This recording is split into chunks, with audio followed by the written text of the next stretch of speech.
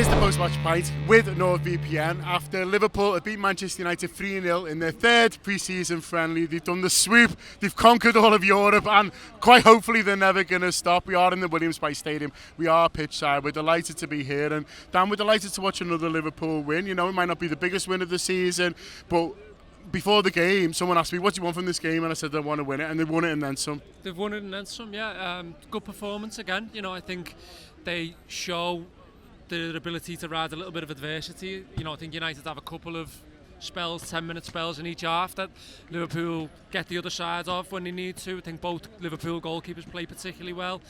I think all in all, John, you know, we're not going to get carried away with these results, because obviously we know the context of them. We know the squads will look completely different come the end of the month. So it's essentially it's good vibes for us, really, in loads of ways. Yeah. And I think, you know, there is something to be said for Manchester United still just looking a bit sad. Really, you know, the manager still just looks a bit sad. Casemiro ending up finishing the game at like centre half just looks a bit sad. Even some of the tackles they were throwing in, you're like, come on. Yeah, and again, you don't want to take too much from it, but second half, you know, Liverpool do the subs, everyone does the subs in these games. But then Liverpool are so exuberant again, even with the likes of Nioni, Bajcetic, you know, and then you've got that on top of the first half performance, which I'm sure we'll get into. There's just loads of positives to take. I think most importantly, the tour's gone really well. You know, logistically it's gone well. What we know is there's no injuries from it. Liverpool are basically on schedule, and that's all they want to be on these tours. Yeah, they're on schedule, and it's 3 wins, and like Dan says, there are no injuries. And I think if you could have given Arne Slot a pre-season tour, his first one with the new team, bearing in mind everyone he doesn't have, I think he'd have bit your hand off for what he's seen on the pitch on offer. Yeah, I think he'd be delighted with this if he just sketch it out beforehand. You know, I think that's what he wanted all the way through.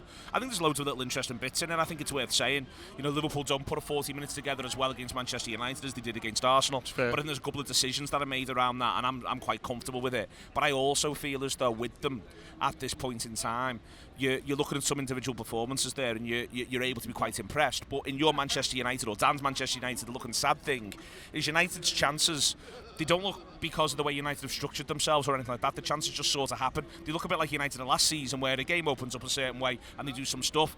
All of our good play looks like what we've been working on. Yeah. And I think that will be the thing that pleases the manager most, and that's the thing that it's got in common with the Arsenal game. When we are really good in that first half, and there's stretches, not least the way in which the second goal comes from, where there's good play and it breaks down, but Liverpool are first to win it back, and a really good ball from Kwanzaa. A really good goal is scored, and I think there's a thing there where all of Liverpool's good play looks like the good. It doesn't just look like opportunist. A couple of players do something good and you get in. It looks like, no, this is what we've been trying to do. This is what we've been trying to achieve. And I think that's the thing that Slot will be most pleased about. The good stuff looks like the Arne Slot stuff. I agree with that, Dan. I think the second goal is probably his favourite, the new manager. Maybe the third one, because that comes after a few changes, and they're still sort of playing the same way. But the second one looks like, to me, to what we've seen at open training when we're lucky enough to be out here, what we've seen from the games where we've been, that's what he's working on, that's what he's looking to do. Yeah, absolutely. I mean, there's loads of interesting stuff in it. I mean, you know, throughout the game, I thought Liverpool worked something out in the first 10. You know, I thought United were going with that man-to-man system that they've loved to do when we had Klopp as manager. And I think the first thing they tried to latch on to was us building out centrally with the two holding midfielders. So they just flooded that area. Thought it was really interesting that Curtis then took it upon himself to break that. And I think a lot of that is what stems from us eventually finding a way through their pressure and finding a way to those moves and those goals. What I've really liked about both games against Arsenal and now United is there's at least 2 goals, 1 goal in either game, where Liverpool just don't give up on it, and the second phase of play comes, and then they're able to get the rewards from it. And I think, you know, that can, in the case tonight, that can be almost 30 seconds later and it looks like a new move, but ultimately Liverpool have kept the ball alive. They've been more alert than United, and you know, I think there's tons to get into. Again, the first goal's a really good goal, because again, they're keeping the ball alive around the box, and then there's a good little bit of ingenuity and a bit of skill, and there's a lot of variance there. But I agree totally. I think these look like goals that have been worked on. These look like things that have actively been identified by this manager. The first goal does come from a sublime bit of skill, though, and it's Carvalho again who you just can't keep him out of the action this tour. He's doing so much to throw himself into the manager's thoughts. I've got a lot of respect for it. I've got a lot of respect for it and him as well. He's clearly come back with a very, very clear mindset of what he wants to achieve, and he's committed wholeheartedly to it. To me, he looks like more than good enough to be a squad player at worst for a top 6 team, and I think that's a massive compliment. He also just knows where the goal is, and that's something that you want from any given player. He's grafting as well. He's holding width when maybe his instincts wouldn't send him that way, but he also knows when to join up, and with that goal, he does really, really well at the key part of it. Obviously it deflects itself home a little bit, but I think it's another good performance, and the manager will come away again thinking, yep, this lad's got something he could offer us. And I think it's just the thing I always keep coming back to is we haven't lived one of these seasons yet with the Swiss system in as well and all that sort of stuff. It's going to be a long old season with some tough games, and I think having quality options as much as possible, that's what I want for Liverpool. And Carvalho, I think he can't do any more. And I think that's the main takeaway. And whatever happens from here, I've got this thing, John, I've said it for years, I never want any player to come to Liverpool and have a bad experience. I always want Liverpool to feel as though it's been good for their careers, good for themselves. And I was a bit worried about Carvalho in that category for a while. He gets the late winner against Newcastle, but it all felt like it just got a bit sour one way or another. I feel like he's now back in that big bed of whatever happens from this point, Liverpool will have been good for Fabio Carvalho. I think if nothing else, they'll get him a good move. He looks like he plays better with better footballers as well. And listen, he's gone to Hull, was it, on loan last season, and lit it up being the best player in the team and really sort of led. But rains get heavy, by the way, John. Yeah, well, we're trying our best. We've had all the weather today in South Carolina, I think it is fair to say. But he looks like he's someone who plays better with better footballers. And, you see that little flick to Curtis Jones, but he's able to do that because he knows the players making the run, and he knows he's got intelligent players around him. I think he's linking up brilliantly with Jota. He seems to really, really enjoy, Diogo Jota coming into the team, and all this is saying to me, well, maybe he is a Liverpool player. He might not be Liverpool's best player, but maybe he is someone who the manager's now thinking, do you know what, no, he might not have been right for the last guy, but I think I can use him. I think he's definitely a Premier League player for me. I think that's firmly established now, and I think that shouldn't be in any doubt. And I think if he does get a move from Liverpool, I think it will be a Premier League move, and I'd be really excited to see him. Look, I think ultimately he should be wanting to play in a 10, and also in a side that builds around with a 10. And so whether or not that's at Liverpool, I'm not sure it is long term. And so I'd be relatively okay with the fact that if come the end of this window we all decided that we was going to move on and it was the best thing for the player. That said, the same principles apply, that if Liverpool decide they think they can use him and he's happy with that, then great. The thing I've been most impressed with him on this tour in these games has been his tactical discipline. I think he's often been a bit thankless at times. The way he's just held the width on that left-hand side, the way he's had to sort of be really strategic about making little runs for other people, just giving the space to the team for other players to break that line through that space through the middle.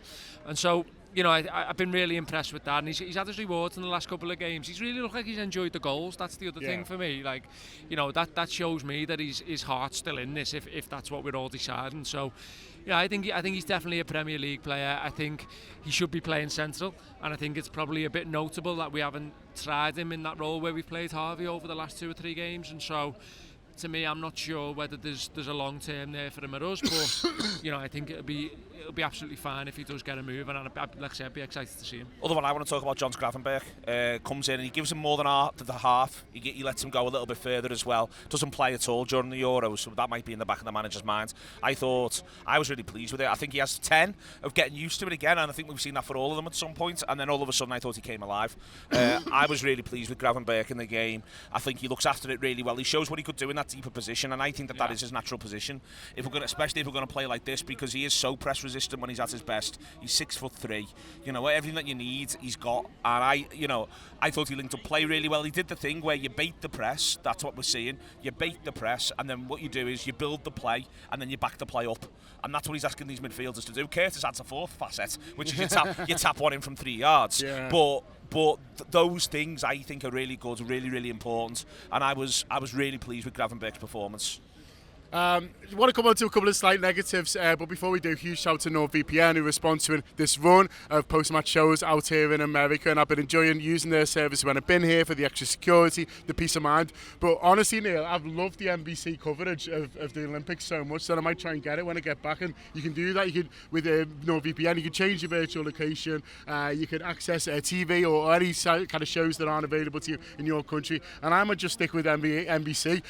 Apologies to you, Michael Jordan. I'm sure is to Johnson. Sorry, who is sure to miss as well. But it's been great. I was going to say it's only Michael Johnson that might sway me away from that. The NBC's just been great because genuinely me and John have really enjoyed it. Almost like from a bit of a professional perspective. You think it'd be, I think, what a lot of our perceptions of the United States, they should always be challenged. You think it'd be really jingoistic, but the warmth they show to the other competitors who come from other countries, not least to frame the excellence of the American competitors, don't get me wrong, but these show such warmth and such respect all the way through. We really enjoyed it the other night. We just had 3 hours in the hotel room, killing a bit of time, and we really enjoyed watching it. So yeah, I think that's a really good use of the old VPN. So hopefully that works. I can't totally guarantee it. I haven't tried it yet, but it's the kind of thing that you can do with the VPN service. So nordvpn.com/TAW if you want to access that. There's 4 months free. There's the 30-day money-back guarantee and everything that is going on towards that. We're going to wrap it up quite quickly because Ash is fucking grafting to pull this show together. There's a woman who just walked past in a yellow Mac, and I've never been more jealous in my life. Where's my Mac? I'm going to take a picture of Ash before he finishes because it deserves to be sort of in the show, or at least on social. But they did give a lot of chances away, Dan. We do need to say that as well.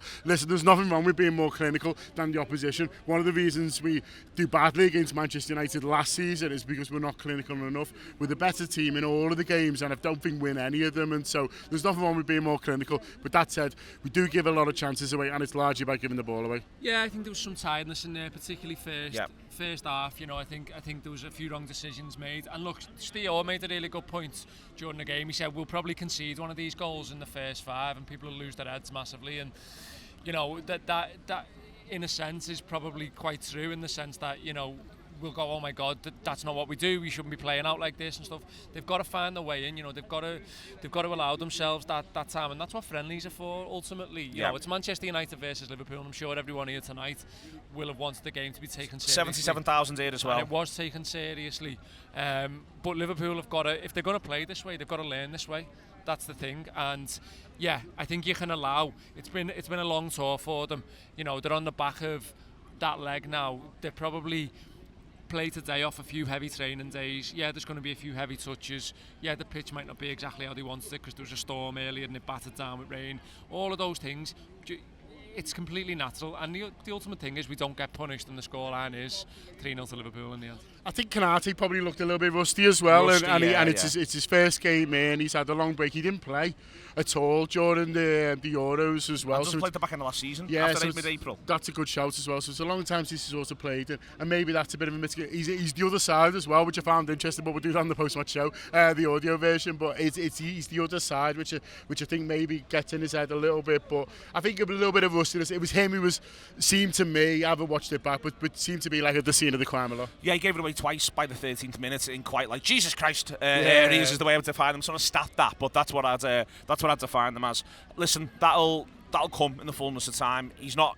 That's his first 13 minutes playing with them in this new way of doing things. So you've got to respect that, and you've got to go from there on it. You know, I think you've got to sort of roll with those particular punches. And then I think the other thing to point out is I think that Bradley has another game where he just looks so dangerous all the time. He just looks really hard to play football against. He can pop up anywhere. He can come inside. He can go outside. He can hit the byline. He can get it across. And to the other point about the clinical thing is both goalkeepers play well. And if both goalkeepers, Jaros looks really good, doesn't he? I mean, we know Keller's good, but Jaros looks really good. They both goalkeepers look like real players, and I think that's a really good thing as well. So, you know, there are negatives, but then the manager's now got a great video, which he'll love. He can pull apart, he can watch it on the plane as they rush home right now. By the end of it, he'll have something to send to all of them, I'm sure, and with the analysts, and he'll be working on it all the way through. How can you not be buoyed at the minute? I'm really, really pleased. We're going to do more on the post-match show, like you say, going into bits and pieces. But I'm really, really buoyed by the new season. It's been great over in the States. The fans have been brilliant. We've had a ball. It's just the weather's a bit mad, and there's the Macho Man Randy Savage chap. Who came to our live show last night, which is insane. Any other business, boys, before we let Ash put his arms down? I love Trey Naomi's cameo again. You know, I got really excited. Yeah, he's going to bang you, lad, if you talk about 17-year-olds. Soz, lad. Yeah. I'm only joking. Keep him going. Sorry. No, I got really excited. Got really giddy about him again. I thought that crossfield ball to Doak was unbelievable. Just his presence, the way he demands the ball. When you watch him in person live, he's got it. He's got it all. Ben Doak's a laugh. He is a laugh. He's so involved. He's just in football matches, but that's something that this Liverpool team's got in abundance.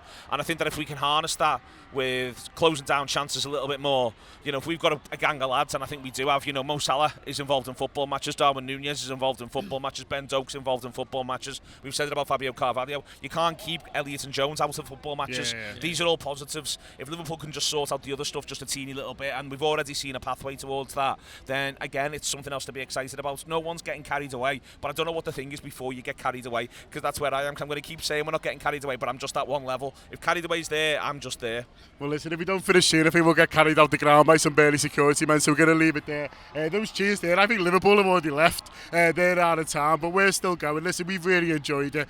Up the Reds. Bring your digital life to a whole new level with NordVPN.